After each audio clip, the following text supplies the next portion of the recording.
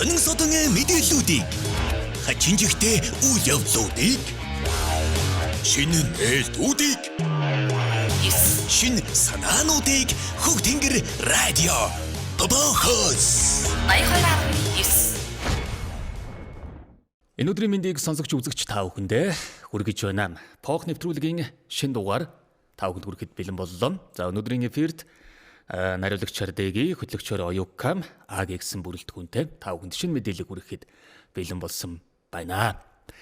За өдрийн мэнд. Өдрийн мэнд үзэг сонсогчдоо өдрийн мэндийг хүргэе. Үдсгэлэнтэй үзэг сонсогчдоо гэдэг. За тэгэхээр өнөөдрийн хувьд миний хүргэх мэдээлэл бол хүмүүсийн эрүүл мэндтэй холбоотой мэдээ байгаа. За чинийх. За минийх болохоор одоо сурахад нас хэрэггүй гэдгийг одоо боловсролтой холбоотой мэдээ. Боловсролтой холбоотой мэдээлэл байгаа. За тэгвэл эрүүл мэнд боловсрол руу та бүхэн анхаарлаа хандуулаарай.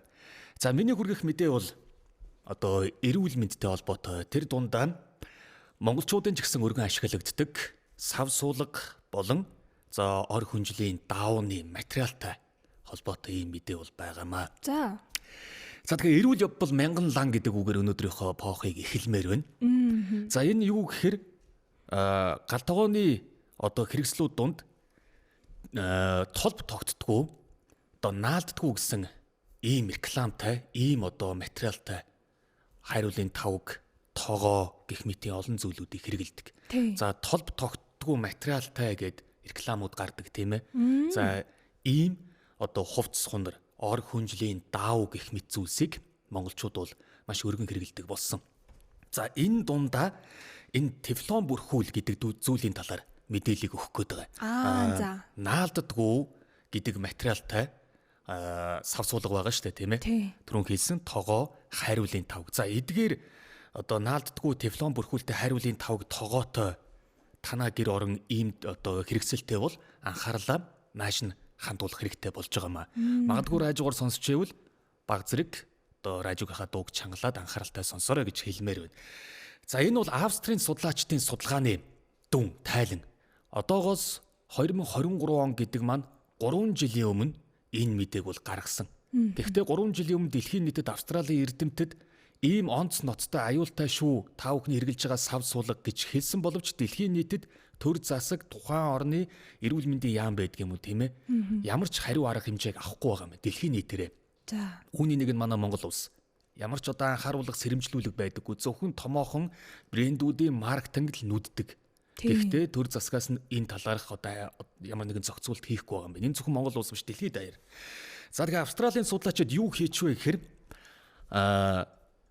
юу гэдгийг наалддгүү бүрхүүлтэй сав суулгаас хүний эрүүл мэндэд ноцтой эрсдэл учруулж болох хүчин зүйлийг судлаад илрүүлсэн байгаа юм. За тэгээ энийг яаж илрүүлсэн гэхээр дэвшилтэд дүрслэлийн шин технологи гэж дэлхийн нийтэд гараад ирсэн юм байна. Одоо маш наривчлалтай зураг авдаг, дүрслэл хийдэг. За энэ технологиг ашиглаад хийсэн судалгаа байна. Тэгэхээр тефлон одоо гэж тэр бүрхүүлэн яриад байгаа юм байна л да. Наалддгүү бүрхүүлтэй гэдэг нь тефлон бүрхүүл гэж хэлдэг. За ийм бүрхүүлтэй хайруулын тавг дээрх маш жижигхэн зураас гэж байгаа. За энэ зураас хүртэл хоол хийх явцад ийм зураас үүсчих юм бол хоол хийх явцад 9,000 гаруй хуванцар хэсэг болон сая микропластикийг ялгаруулдаг гинэ. За тэгэхээр магадгүй таны гал таванд байгаа, танаа гэрийн гал таванд байгаа тэр наалддгүү гэсэн тефлон бүрхүүлтэй хайруулын тавг тогоо тань жижигхэн хэмжээний зураас гарсан бол түүнийг хэрэглэх хэрэггүй л гэж байгаа юм байна. Яагаад тэр нэг санч хүрэхгүй хэмжээний зураас гарлаа бол түүнээс сая микропластик гэдэг зүйл хоол хийх явцад ялгардаг. Микропластик гэдгийг бол сонсогчид маань үзэгчид маань ойлгож байгаа бах. Хүний нүдэнд харагдахааргүй хэмжээний одоо пластик буюу хуванцар. Тэгэхээр дэлхийн нийтэд байгаль экологийг тийм ээ хуванцрын хог хаягдлаар дүүрлээгээд одоо ярьж штэ байгалийн асуудал, экологийн асуудал одоо дараагийн аюул бол хуванцрын хог хаягдл юм байна гэд. Сүүлд хүртэл тэр дэлхийн хамгийн гүн хонхор болох Марианы хонхор гэдэг газарт хүртэл одоо дэлхийн хамгийн гүн цэг штэ. Тэнд хүртэл хуванцар сав илэрсэн байгаа байхгүй юу? Хог хаягдл. Хамгийн гүн хэсэгт нь хуванцар савны хог илэрсэн байна. За тэгвэл энэ экологийн зөвхөн асуудал биш юм байна. Хуванцар савны хог хаягдл, энэ пластик хог хаягдл гэдэг юм. Байгальд биш таны бие организм маань өөрөө хувцрын хог хаягдал болж байгаа юм байна. Тэгэхээр наалддаггүй ийм бүрхүүлтэй тогоо шанахтай хариулын тавхтай хүмүүс маань хэрвээ зураас гарсан бол тэрийг сайн ажиглаарай. Яг тэр манайхан буцаага цэвэрлэхдээ нэг ийм төмөр угаалтураар угаадаг штэ тий. За эсвэл халбах ч юм уу сэрэний магадгүй санаандгүйгээр зурах ч юм уу. Эсвэл одоо хусуур нь төмөр хусуур байж байгаа санаандгүй нөгөө тефлон бүрхүүлээ зурчих ч юм уу. Тэр бол хүний нүдэнд бас харагдахааргүй хэмжээний жижигхэн зураас л юм шиг байгаа юм. Тэр зурааснаас л сая микропластик таны одоо хоолоогоор дамжиж таны биеийг хувцрын хог хаягдал одоо агуулах сав болгоод байгаа юм байна. За тэгээ ийм одоо ноцтой аюултай. Эрдэмтэд болохоор тэгээд одоо хүмүүс маань тэгэн штэ. Тэгээд ямар тогоо шанах хэрэглэх юм бэ гэдэг асуулт гарч ирнэ. Яг зөв. За үүнээр эрдэмтэд хариуг нь өгсөн. За. Буцаагаад винтэж буюу хуучны одоо тэр хэрэгжилжсэн зүйл рүүгээ буцаачаа гэж байгаа. Тэр нь болохоор цэвэр ган материалаар хийгдсэн одоо сав суулгыг санал болгож байгаа юм байна. Яг тэр энэ нөгөө наалддаггүй тос одоо ингээ болдгоо тийм ээ. Ийм материал нь хүмүүсийн нөгөө арчид цэвэрлэгт нь амар гэдэг үүднээсээ сонгоод байдаг. Эргээгээд ганцхан зураас гарахад л тэгээ таны бие организм хувцрын хог хаягдал болохоор юм байл.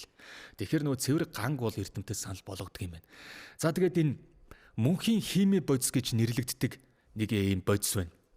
Тэр нь PFAS гэдэг нэртэй. За энэ нь халуун тэсвэртэй толб тогтгоо сэргийлэх зориултаар бүтээгдсэн хүний биеэс задран гадагшлахад маш хүндрэлтэй байдгаа гэсэн ийм одоо мөнхийн химийн бодис гэдэг зүйл энэ тогоо шанагны бүрхүүл болон ор хүнжлийн даавууд хийж өгдөг юм байна. Одоо ор хүнжлийн даав хувц хунар дээр үрдэлтэгдэж толб тогтдоггүй материалтай учраас та гэл реклам явж байгаа шүү дээ тий.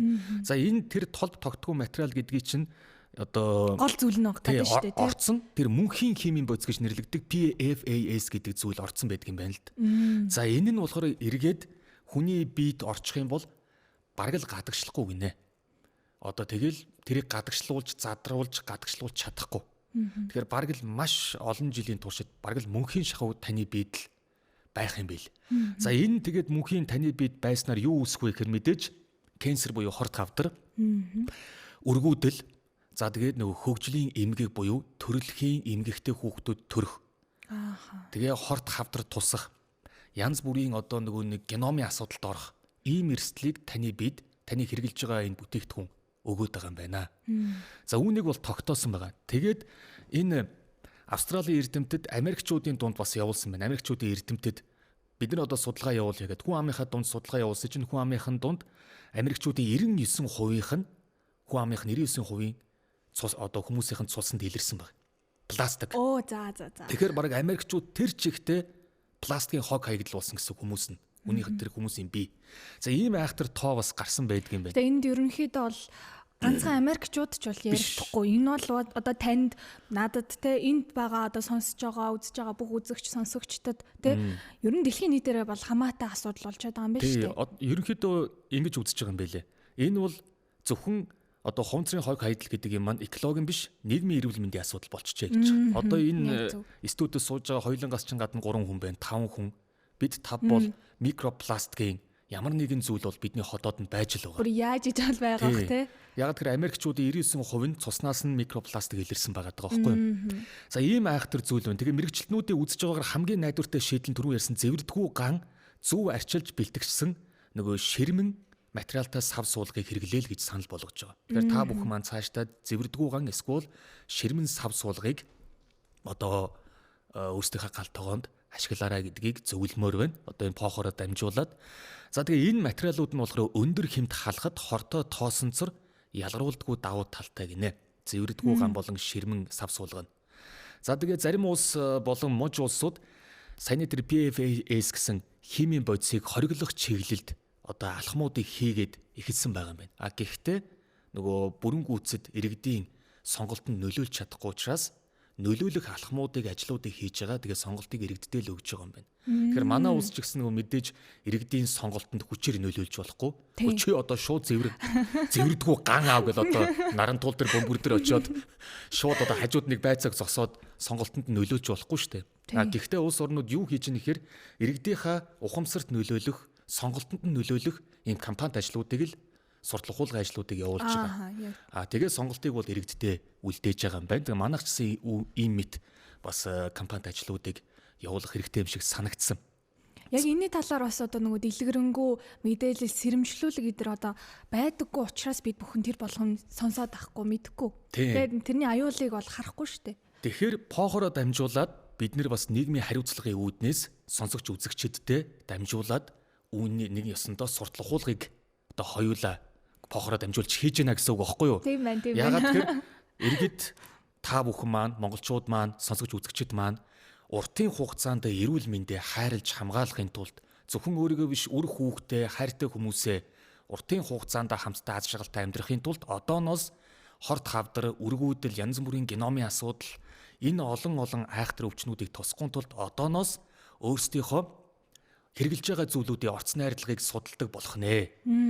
Тэр одоо таны тэр толб тогтдгоо гэдэг материал, таны тэр одоо наалддгоо гэсэн материал гэсэн одоо рекламны дагуу авсан бүх зүйл чинь дотроо мөнхийн химийн бодис буюу тефлон бүрхүүл PFAS гэдэг хүний бид микропластикийн маш ихээр хэмжээгээр одоо ингэж оруулах эрсдэлтэй юм зүйлүүдийг сонгоод байна. Тийм учраас та бүхэн маань анхаараарай л гэж байгаа.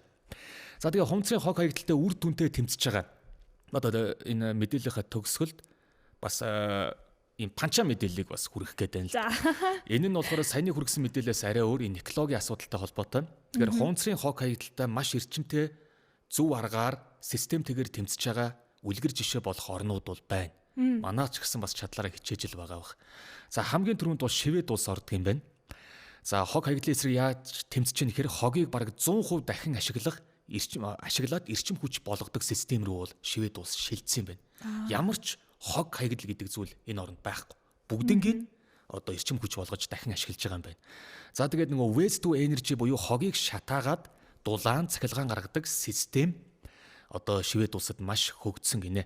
За тэгээ хуунцар англин ялгах соёл иргэдийнхэн дунд маш өндөр байдаг юм байна. За Герман улс бас ордог юм байна. Дэлхийн хамгийн одоо сайн дахин боловсруулах системүүдтэй орны нэг гэж. За тэгээд PFAS гэдэг нэртэй юм систем байдаг юм байна. Энэ нь ямар систем гэхээр хуунцар савыг одоо иргэдэнд тушаадаг юм байна. Тэгээд тушаасныхаа хариуд мөнгө авдаг.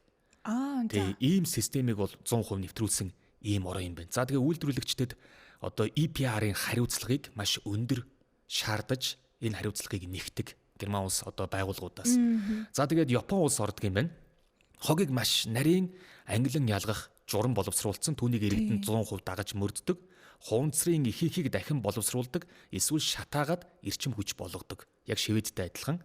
За тэгээ мэдээж иргэдийнхэн сахилга бат дүрм журмаа биелүүлэх одоо ухамсар нь асар өндөр ийм орон. За тэгээ Руанда гээд одоо Африкийн орнуудаас энэ орн бас үлгэр жишээ юм байна. За нэг удаагийн гялгар уутыг бол энэ Африкийн Руанда гэдэг орн бол бүрэн хайсан. Нэг удаагийн гялгарууд нэг удаагийн одоо нөгөө аяг маяг гэдэг зүйлийг хэрэглэнээс 100% хассан, хоригдсон, хууль гаргасан.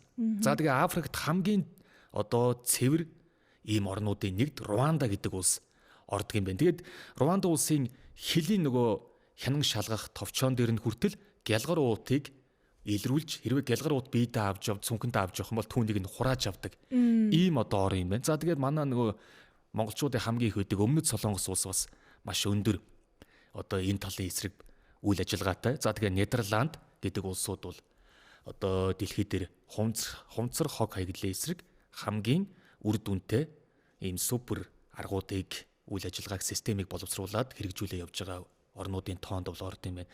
Ингээд энэ орнуудын энэ авч хэрэгжүүлсэн арга хэмжээнээс үзэхэд бол хууль бодлогыг бол хатуу тавьж өгсөн. Түүнийг нь иргэдэн бол маш сайн дагаж мөрддөг. Иргэдийнхэн дунд тодорхой хугацааны дараа дадал одоо мөрдлөг болоод бүр ухамсарт нь суудсан. Тэгээд дахин боловсруулах дэд бүтцэц бол маш нарийн хөгжсөн. За тэгээд дээрэс нь нөгөө хувийн хвшлийн байгууллага буюу үйлдвэрлэгч байгууллагуудад хариуцлагыг маш өндөр хэмжээнд нэгтгэг. За ийм учраас эдгээр орнууд хумцрын хог хаягдал хамгийн бага бараг байдаггүй орнуудын тоонд ордог юм байна. За тэгээд төгсгөлд нь энэ мэдээг хүргэе. Тэгээд дахин сануулхад одоо та бүхэн маань галтгоонд хэрглэж байгаа тэр наалддгүй тефлон бүрхүүлтэй одоо сав суулгантай зураас гарсан бол бити хэрэглээрэй гэдгийг хэлмээр. За баярлалаа. Маш хэрэгтэй мэдээллийг үзэг сонсогчдоо хүргэлээ. За надад бас маш сонирхолтой санагдлаа. За одоо миний мэдээлэл рүү оръё. За тэгье. За миний өнөөдрийн одоо үзэг сонсогчтой хүргэх мэдээлэл гэх юм бол за 80 наснда мөрөөдлөө биелүүлсэн нэгэн одоо хатагтай. За Донзела Вашингтон гэдэг энэ хүү хатагтай болохоор одоо 80 наснда их сургууль төгсөж одоо мөрөөдлөө биелүүлсэн. За ийм хүний талаар би ярьж өгөх болно. За ахмад настай хүн одоо сургууль төгслөө гэдэг мэдээлэл гарсан. За энэ нь болохоор одоо энгийн нэг юм одоо мэдээлэл бол биш. За амьдралын одоо урт замнал, за тэгээд одоо хоошлуулсан мөрөөдөл, тэр хүсэл зорилгынхаа төлөө хэрхэн тууштай явж энэ сурахад бол нас ямар ч хамаагүй зүйл юм аа гэдгийг одоо өөрийн биеэрээ харуулсан нэг юм тохиолдол байгаа. За ер нь одоо Донзела Вашингтоны залуу насн гэх юм бол одоо өнөөдрийнх шиг юм боломжтой байгаагүй. За тэрээр одоо их сургуульд сурах хүсэл байсан ч гэсэн амьдралынхын шаардлага, за гэр бүл, нөгөө ажил хөдөлмөрөөс нь шалтгаалаад одоо нөгөө сурах хүсэл нь бол хойшлсоор л байсан. За тэгээд одоо энэ олон одоо хүний амьдралд тохиолдсон одоо нөгөө бодит нөхцөл нь заримдаа одоо нөгөө хүссэн зүйлээ хийх боломжгүй одоо нэг боломжгүй гэсэн үгийг одоо юу гэдэг хааж өгдөг гэх юм уу. За тэгээд одоо олон жилийн дараа аль хэдийн одоо өндөр настай болцсон ч гэсэн өөрийгөө гэхдээ нэг өндөр настай гэж бол боддгоо Донзела Вашингтон бол өөрийгөө өндөр настай гэж боддгоо яг бусад хүмүүсийн нүдээр бол тэгж харагддаг гэж байгаа юм. За тэгээд өөртөө одоо нэг чимээгүй одоо асуулт тавьсан нь за би үнэхээр энэ мөрөөдлөө орхих юм уу те энэ мөрөөдлөө би ингээд цаашаа орхичих юм уу цаашаа сурахгүй мүү гэдэг одоо асуултыг өөртөө тавиад за яг сурахаар шийдсэн байгаа юм. За тэгээд тэрээр болохоор одоо Америкийн нэгдсэн улсын Алабама мужийн иргэн. За тэгээд яг одоо нөгөө тэр оршин сууж байгаа мужтай Alabama and A&M гэдэг одоо их сургуульд сурсан. За тэгээ нийгмийн ажил гэдэг мэрэгчлэр бакалаврын мэрэгжил бол төгссөн байгаа. За тэгээд энэхүү сургуулийн түүхэнд бол одоо 144 жилийн түүхэнд хамгийн өндөр настай одоо оюутан төгсөгч болж бүртгэгдсэн байгаа. За тэгээ 80 наснда сургуулаа төгсөхдөө зөвхөн нэг юм диплом аваад бол зогсоогүй. За маш өндөр амжилттай төгссөн. За одоо тэрээр болохоор одоо ийм маш онц сайн амжилттай төгсөгчтэй ангилалд багтаад сүүлийн семестрээ бүр 4 голчтой төгссөн байгаа. За тэгээ залуу оюутнуудтай энэ зэрэгцээ технологиг нь хамтдаа сураад бүр одоо тэр чадахгүй тэр мэдгүй болгоныг одоо өөр өдөр шөнөгүй сууж мэрийсээр агаад одоо тэр нөгөө залуу үеийн оюутнуудтай бол энэ зэрэгцэж болж чадсан. За тэгээд нэг яг хүндрэл бэрхшээлтэй байсан юм гэхээр өөрөө ол жоохон нөгөө нэг юу гэдэг олон нийтийн өмнө гарч ярихад жоохон одоо anxiety буюу одоо айдас түгшүүрийг мэдэрдэг. За тэр айдас түгшүүрээ ерөнхийдөө даван туулаад өөрийгөө дараад за би одоо тий үнэхээр миний нөгөө мөрөөдөл зорилгоо нөгөө тодорхойлцсон хүн чинь юу ч байсан хамаагүй одоо хийгдэг зоригтой болчдөг. За тэгээд яг энэ тохиолдолд тэр одоо Донзела Вашингтон маань бол одоо тэр айцаа бол даван туулсан байгаа. За түүний одоо нөгөө төгсөлтийн ёслолын үеэр ер нь төгсөж байгаа үед нь одоо тайзан дээр хэлсэн үг нь одоо олонний анхаарлыг маш их татсан. За нас бол хязгаар бишээ гэдгийг одоо биеэрээ харуулсан, бэлэгдэлсэн. За түүнийг одоо ABC News хэвлэлүүд онцлоод олон нийтэд хүргэсэн одоо санамсаргүй зүйл биш. Энэ бол одоо олон хүн өөрийгөө дахиж харах, хоош тавьсан тэр мөрөөдлөө урагш нь гаргаж тавьдаг, одоо биелүүлдэг ийм одоо бэлэгдэл болж тэрээр одоо олонд танигдсан бахнэ. За тэгээд ер нь бол одоо энгийн нэг юм мөртлөө одоо өөрөө айгүй юм хүчтэй. За тэгээ өөрийнхөө амьдралын цаг хугацаанд баригдах албагүй. За хэрвээ хүсэл зориг хоёр байх юм бол эхлэхэд хизээж оройтдгүй юм шүү гэдгийг бол тэрээр яг төгсөлтийнхөө үеэр үг хэлсэн байгаа. За нэг иймэрхүү мэдээлэл байна. Ер нь бол одоо миний хувьд бол яг оюутан цаг энэ нас за тэгээ сурна гэдэг бол одоо маш үн цэнтэй зүйл байдаг. За энэ Донзела Вашингтоны хувьд гэх юм бол одоо сурхаа хизээж хойшлуулаагүй тэрээр одоо залуу наснда их сургуульд сураад одоо өөрийн мөрөөдлөө биелүүлж чадаагүй ч гэсэн бүр тэрийг хоош тавилгүйгээр бүр яг те надад одоо тэр нас ямар амаатай юм шууд би их сургуульд сурмаар байна гэл 80 наснда одоо их сургуульд сурсан нь бол маш бахархууштай санагцсан.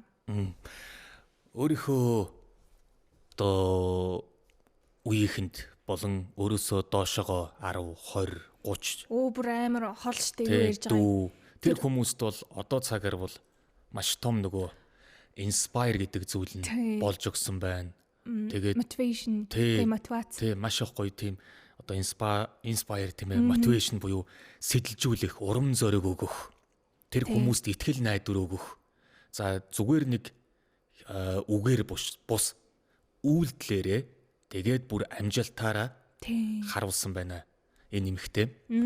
Тэгээд олон одоо сурхаас цааргалдаг, сурхаас залхуурдаг, хоошлуулдаг, боломж нь байгаа мөртлөө хоошоо тавиад байдаг. Би одоо сурахад нас оройтсон, дээрээс нь хүүхдүүд дунд юугаа хийх вэ, өнгоо гэдэг нэг ийм санаа зовсон зүйлүүдийг энэ нэмэгтэй кейс буюу түүх дэлхийн нийтэд одоо ойлгуулж өгсөн биз. Энэ мэтлээ олон түүхүүд байдаг л да. Тэгтээ энэ нөгөө гайхалтай хүмүүсийн түүх хизээч тасалдахгүй үе ингээл дэлхийн нийтэд байдаг олон гайхалтай хүмүүсийн түүх гарч ирэхий. Одоо Солонгосын нэг настай бас оюутныг санаж байна. Японд бас нэг настай хүн 80 ч билүү 70 эдтэй нэг одоо өвөө бас сургууль төгслөө гэл. Тэгээ иймэрхүү нөгөө гайхалтай хүмүүсийн түүх дэлхийн нийтэд энэ сошиал гэдэг зүйлээр тараад олон хүмүүст итгэл найдвар, урам зориг өгч байгаа баха. За тэгээд итгэл найдвар, урам зориг гэдэг зүйл бол хамгийн үнэтэй зүйл. Мөн сурхаа битгий хойшлуулаарай гэж. Тэгэд энэ үгээр одоо өнөөдрийнхөө поохыг өндөрлөж байна. Хамт байсан сонсогч үзэгч та бүхэнд маш их баярлалаа. Эрүүл мэндийн мэдээ болон одоо урам зоригийн мэдээ хоёр өнөөдөр бас онцлогдлоо. Тэгээд дараагийн поохор эрг уулзлаа түр баяртай. Нариулагч Дэги, хөтлөгч Оюка Агэ байла. Хөгтөнгөр радио 82.9. Баярлалаа үзэгчтэй сонсогчдоо баяртай.